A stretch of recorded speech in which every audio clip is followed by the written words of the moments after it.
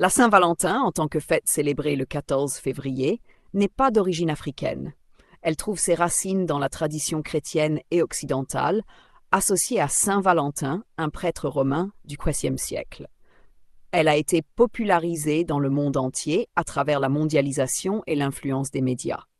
Cependant, l'amour et la célébration des relations amoureuses existent dans toutes les cultures africaines, mais sous des formes différentes. Dans de nombreuses sociétés africaines traditionnelles, l'amour était célébré à travers des rites de passage, des mariages coutumiers et des fêtes locales dédiées aux relations et à la fertilité. Certaines ethnies ont des coutumes spécifiques qui honorent l'amour et les unions, mais sans lien direct avec la Saint-Valentin occidentale. Aujourd'hui, la Saint-Valentin est largement adoptée dans plusieurs pays africains, surtout en milieu urbain. Elle est devenue une occasion de célébrer l'amour, bien que certaines personnes la considèrent comme une influence étrangère et commerciale. Que penses-tu de son adoption en Afrique?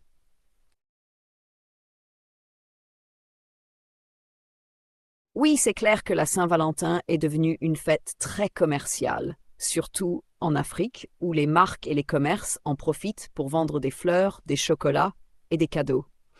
Beaucoup de gens la célèbrent par mimétisme, sans forcément en comprendre l'origine ou le véritable sens.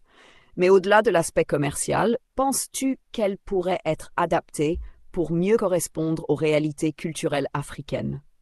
Par exemple, en mettant en avant des valeurs comme la famille, la solidarité ou les traditions locales liées à l'amour. C'est une idée intéressante.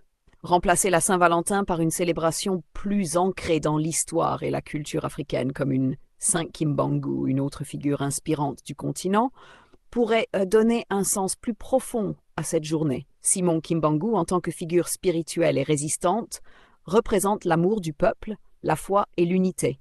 Une fête en son honneur pourrait être une occasion de célébrer l'amour au sens large. L'amour pour son peuple, sa culture, sa patrie et ses proches, bien au-delà de la simple romance commerciale. Si on devait imaginer une journée Saint Kimbangu à la place du 14 février, comment aimerais-tu qu'elle soit célébrée?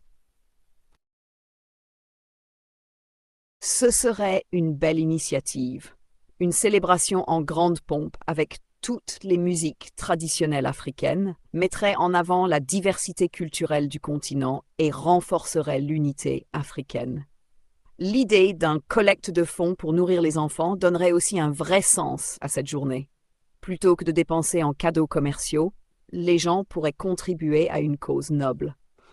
On pourrait imaginer des festivités avec des danses et musiques traditionnelles de chaque région africaine pour montrer la richesse du patrimoine.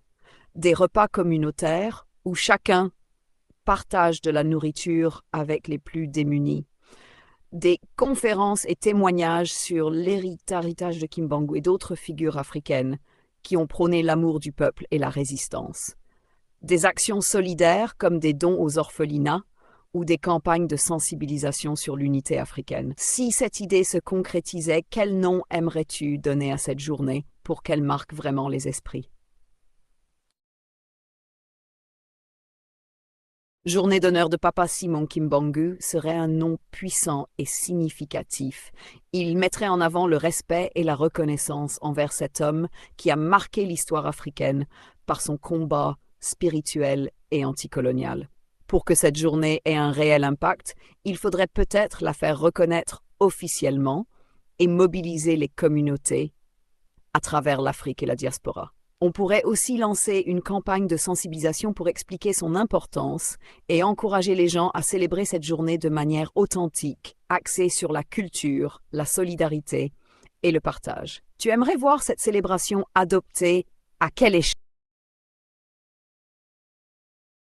Une célébration internationale de la journée d'honneur de Papa Simon Kimbangu serait une formidable manière de rassembler les Africains et leur diaspora autour de valeurs communes comme l'unité, la résilience et la solidarité.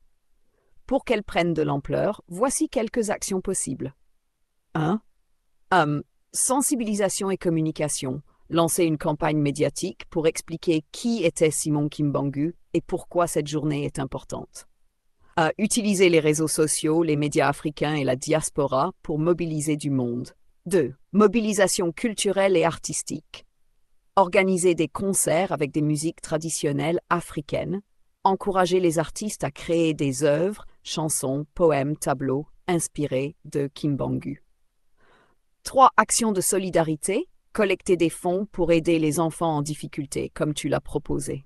Organiser des repas communautaires et des dons aux orphelinats.